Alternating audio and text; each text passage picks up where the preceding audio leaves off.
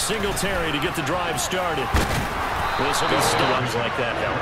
And they talked to us about leaning on him because, as you noted, last week they didn't have to. Still won the ball game. They leaned on other people to give them the yardage that they needed, but they really want him to be there. Here to begin the season, and they come in feeling pretty good after back-to-back victories, CD. And I thought that they played pretty well last week. Their execution, their discipline, their resilience, all on display. And 2nd and 10, he'll look to throw again. And he slings one. That one wasn't successful, but don't expect them to back away from attacking all game long. And now the 3rd down throw incomplete as well. But it proved up to the task and forced the incompletion. On is the punter, Johnston, now as he sends this one away. Call that a 46-yard punt, though they did maybe losing just a little bit of the edge after back-to-back punts. They want some big plays. They want to see some offense. They want to see somebody break away, whether it's through the air or on the ground or something. They can put your team in some jeopardy. And the open receiver, it's Robert Woods. They'll run it for the first time with Dameon Pierce. And he'll take this ahead for about 4. 2nd down. You got 2 checks for this game, right? One for the running backs, one for the wide receivers. Could carry home a nice little pile of cash. And the tackle going to be made at the 30. Keep your eyes moving, scan the field. And here he finds the open guy for a nice pickup. The throw over the middle, take. On 2nd down, here's a run with Singletary. He'll get it inside the 20. And inside the 20 before he's brought down. Maybe the first drive was a little bit of a wake-up call. Probably a little bit angry that they had to punt the ball away the first time they had it. Got motivated, got to the... Out of the gun, they'll look to throw. Over the middle, complete. That's Woods. Touchdown! Robert Woods. His 2nd touchdown on the season. And the Texans will jump on top with the game's first score here this afternoon. On this play, he just made it. They've got a 7-0 lead in the football as well as they start out 1st and 10. They'll start on the ground with Pierce. And he's going to be brought down on what will be the final play of this first coming. He'll drop to throw. And the Steeler pressure too much. Now on 3rd and long, they'll look to throw. This is caught. It's Woods. And they work this well up. 1st and 10, it's Pierce. On a determined run there as he's going to take this all the way down. He'll look to throw. And he will keep throwing it and pushing it downfield to try and pick up bigger yardage.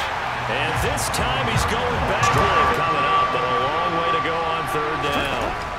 They'll drop to throw. He's got his man. That's Woods on the out route. And they're going to mark him down short, maybe by about.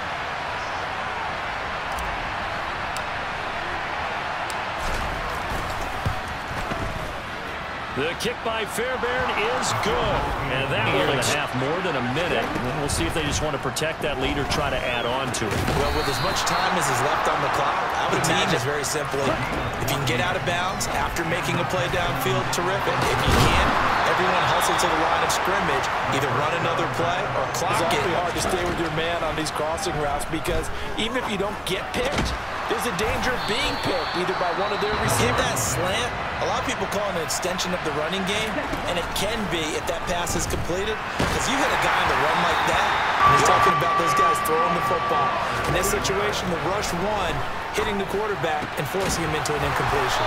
And he's going to be taught as the field goal unit. He made his first attempt, this from 45. The kick by Fairbairn is good. And that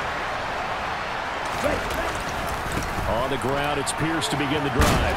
And he'll go 2nd and 4. They'll set up to throw. This is caught. It's Cooks. And they work this well upfield across the 45. Pierce takes it straight ahead. And a solid run here as he'll pick his way down. As the medical staff takes a look, we'll step aside. First down, they go right back to Pierce. And the second wave of tacklers. Back to throw here. And this one is incomplete. Terrible towels in full force now as the Steelers get set to defend this 3rd and long. And they'll get him down at the 34. He's hoping he can break some tackles, a big tight end, but he couldn't do it. Yeah, get it to that big frame and hope he can scatter some bodies, unable to get it done. Fairbairn able to put this one. Last time out, you remember their drive stalled, but thanks to their kicker, blew a long field goal to at least get him 3. Now here they try to do better and find the end zone from long distance. Now the hard part is, as an offensive play caller, you don't want that in your head too much where you're relying on it, and he goes out and gets the job done for them. But I'm quite sure he would be content to just keep. On first down, he'll drop to throw. Looking left side, and he's got a man. That's short. A give up the middle to Singletary. He's got room down easily. He fought his way through the contact until the C's opened up for him. And this nearly... On second down, here's Pierce. And leading this game as well as we start the 4th. Pierce will try to pick it up.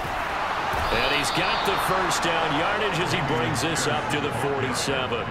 They're a little bit slower, that front 7, reacting to the football, almost like body blows in boxing, slowing them down, and they're really starting to take over in this game.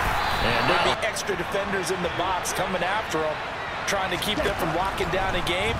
Right now, they want to show the world they're up to the challenge. Now it's thrown for the left sideline, and he's got it. And he's going to be out of bounds, but not... They'll set up a throw. And he finds his target. It's Schultz. Back to the ground with Pierce. And he'll be a couple yards. Still strong. I think the offense is starting to bend it just a little bit, don't you? Yeah, absolutely. It's looked that way. We'll see if they can continue this already strong drive. And they work this near the 5. He'll be snapped to put this game on ice. This is 1st and goal. They'll run here with Pierce. And he's in. Touchdown, Houston. Dameon Pierce, his 3rd rushing touchdown on the year. And a few kneel downs should just about do it. Now, defensively, they do have all 3 timeouts, but very little reason to use them at this point.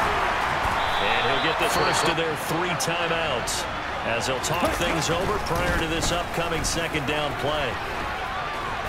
And he'll get it inside the 40. And they'll be disappointed to have to burn one there after giving up the first down. Singletary, they'll go up the middle. And he gets forward up the middle, but only as they'll head to the sideline and talk over what to do next. They'll run it here. It's Pierce. And this time not quite 2 yards to gain the first here. Going for it with Pierce. And he is going to have the first down, and that is going to suck the light. They go again with Pierce. And taking it to the 15-yard line before he's...